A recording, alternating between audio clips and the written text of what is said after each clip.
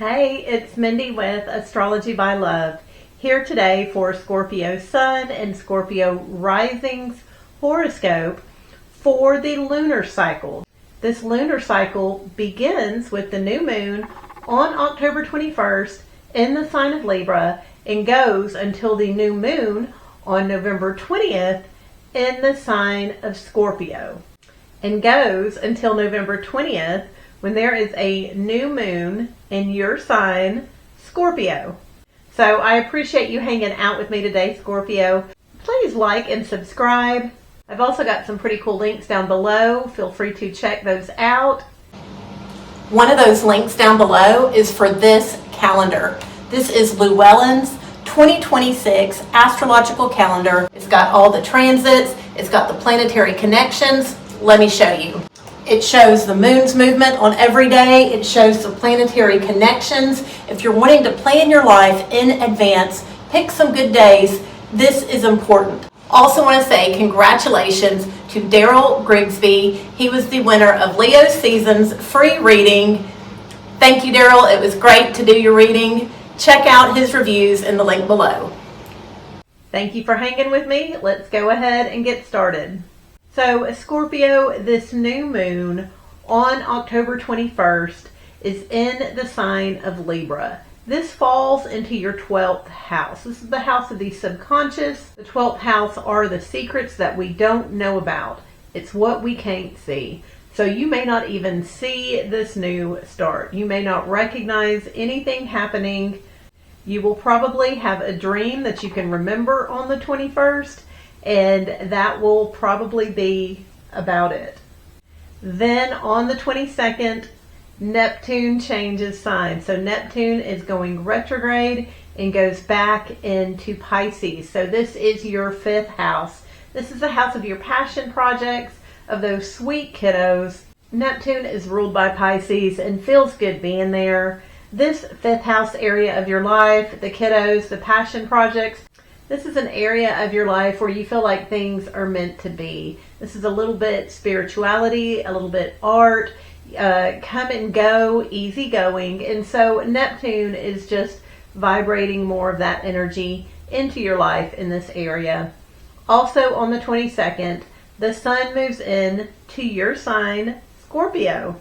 It's your birthday season. You're a little bit in the spotlight this time of the year because the sun moves its beams upon you. So this is part of your yearly cycle. Enjoy being in the spotlight, Scorpio. Happy early birthday. Then on the 24th, we've got some conflicting sort of weird energies. Mercury, which is in your 1st house, people are thinking about you, they're talking about you. It trines Jupiter in your 9th house. So this is positive thinking, positive words. But with the sun newly in Scorpio, it then squares Pluto that has recently moved into your 4th house. So there's some sort of crisis you could be experiencing about your family. Do you belong? Where do you belong? How do you belong? Why are things this way? So this positive thinking, this can-do attitude is kind of frustrated by a mental crisis about your family, about your roots, about where you come from. Both of these are fast-moving energies, but those conflicting energies both show up on October 24th. Then on October 25th, Mercury trines Saturn. So Mercury, once again, it's in that 1st house. This is just allowing people to think about you, talk about you, and this trine to Saturn is an easy flowing energy. So Saturn has recently retrograded. It retrograded last month back into Pisces. So it's in that 5th house, those kiddos, those creative projects. It's hanging out with Neptune. And while Neptune and Pisces are easygoing, laid back, Saturn's there for structure.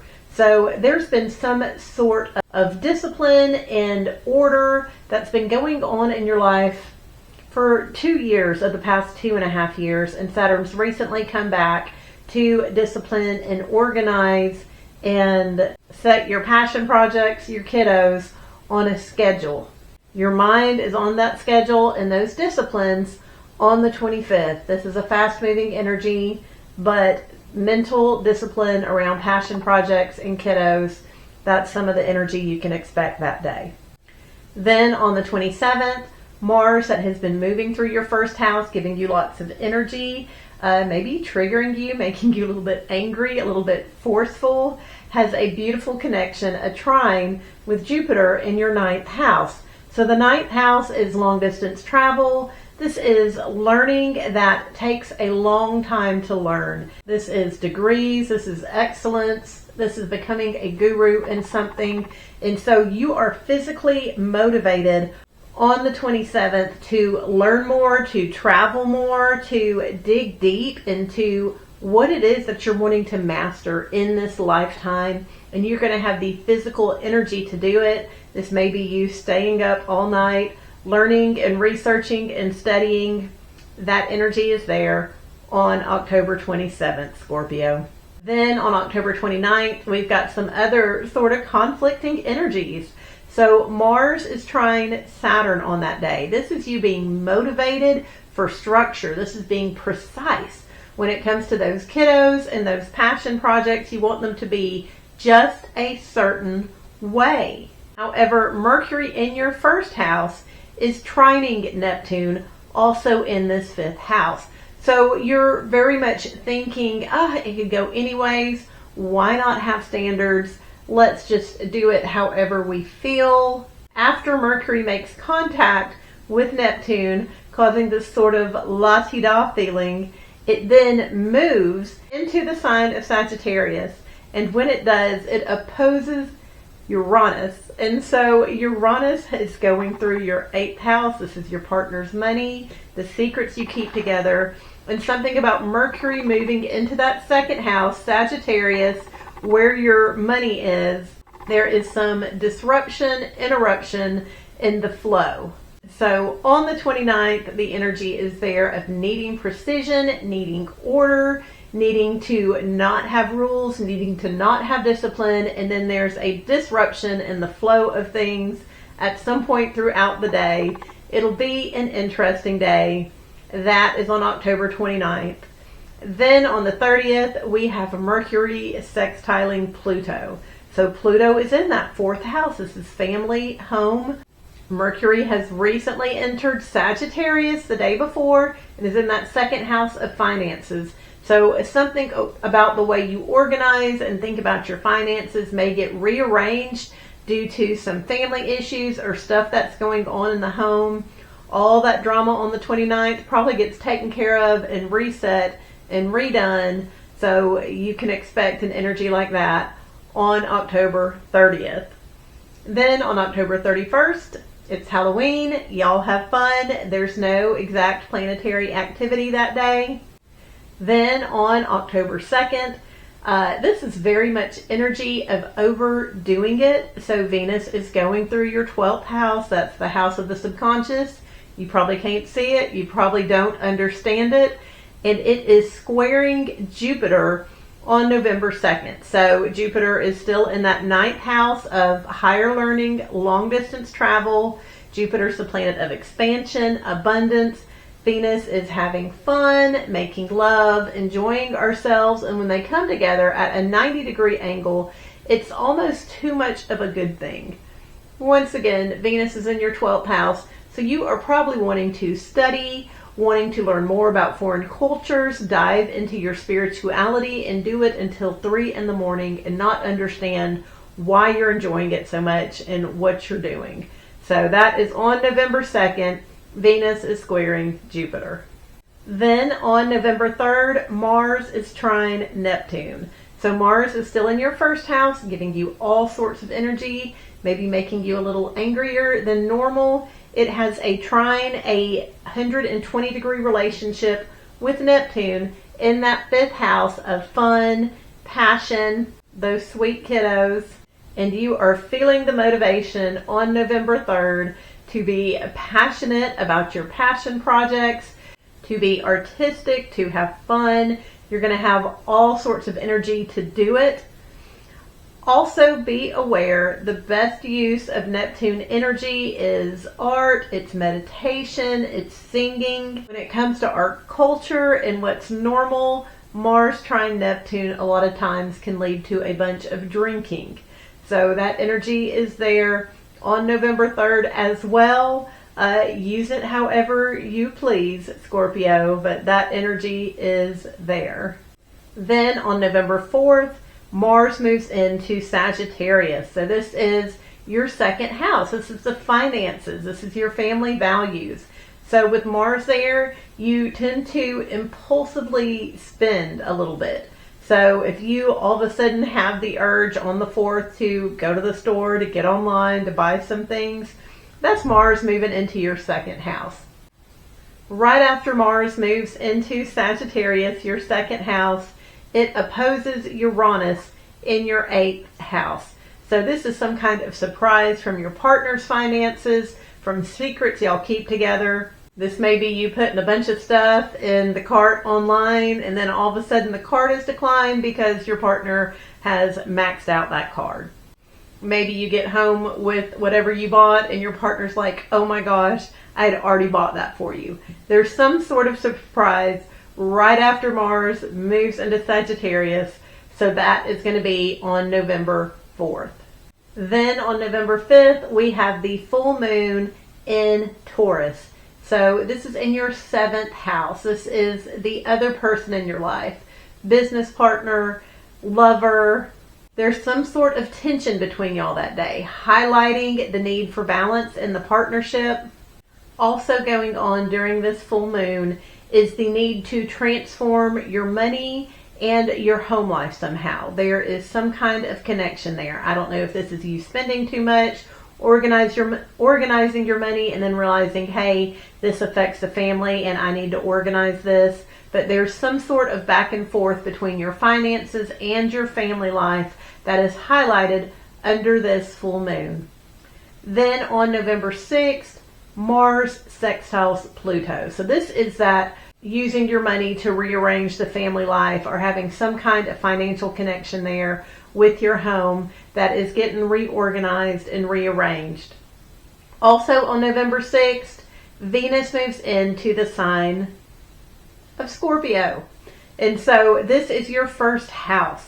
You are just going to be looking better. There's going to be something about you. People are just going to notice. This is an excellent time to get your picture made. Any sort of beauty treatments are going to do well whenever Venus is in your first house. So definitely enjoy this energy, Scorpio. Then we've kind of been feeling this energy build up all week. On November 7th, Uranus, which is retrograde, moves back into the sign of Taurus. So for most of the past 7.5 years, Uranus has been in the sign of Taurus. Your partners, your lovers have just gone, who knows?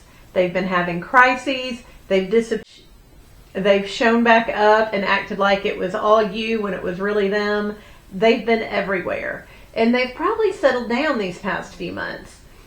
But you may get in a fight with your partner on the 7th or the 8th of November. Uranus is moving back there and it's causing them to be unpredictable, a little bit wild.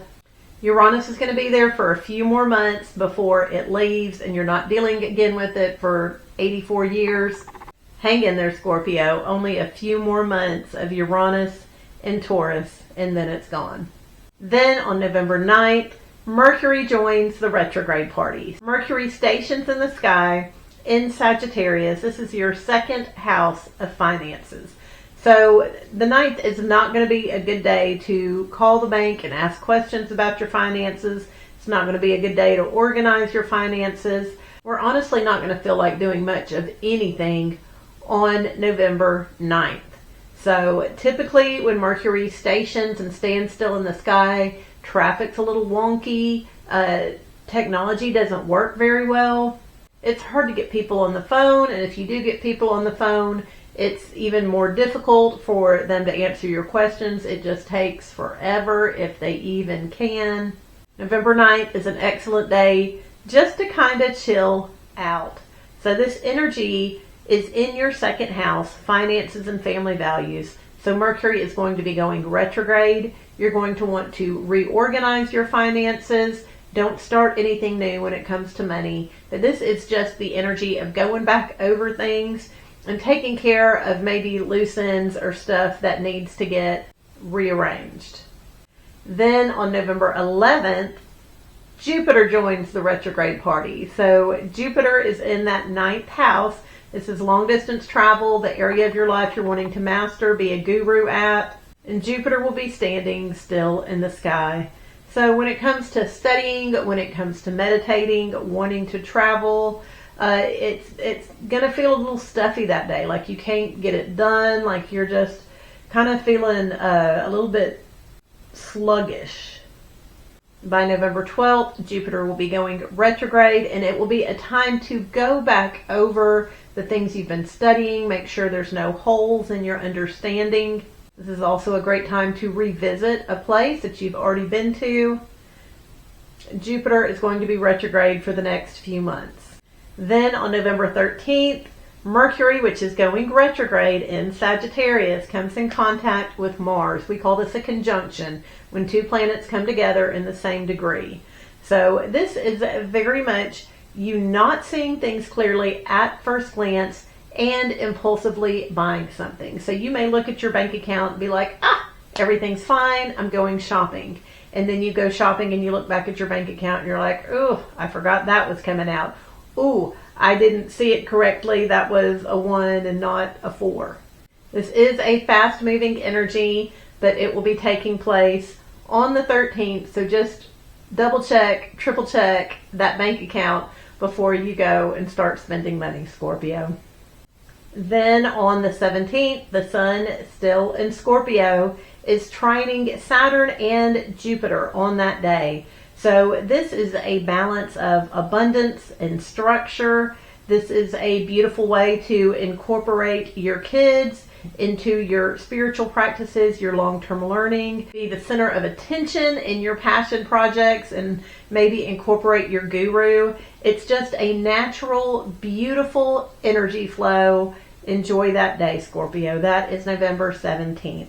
Then on the 19th, Mercury, going retrograde, moves back into Scorpio. So people once again are talking and thinking about you. You may be hearing from people from the past who are like, hey, you've just been on my mind. Remember when?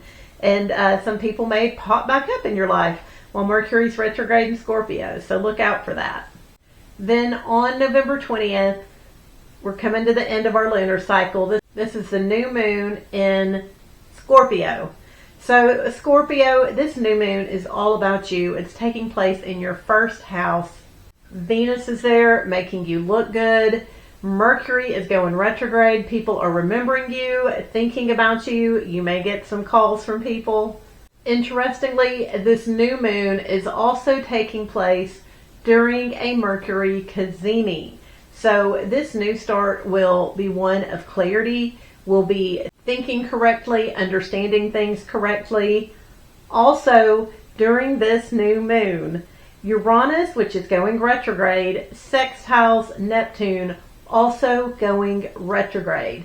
So this will be an aha moment. This will be a time where things all of a sudden appear clear, appear certain. There will be huge understandings and insights on the 20th of November with this new moon in your sign, Scorpio. So just be prepared to uncover secrets, ideas, lots of great things. So that is the end of this lunar cycle with the beginning of this new moon in Scorpio. I appreciate you hanging out with me today, Scorpio. Please like and subscribe. I've got some cool links down below. Check those out, and I will see you again soon.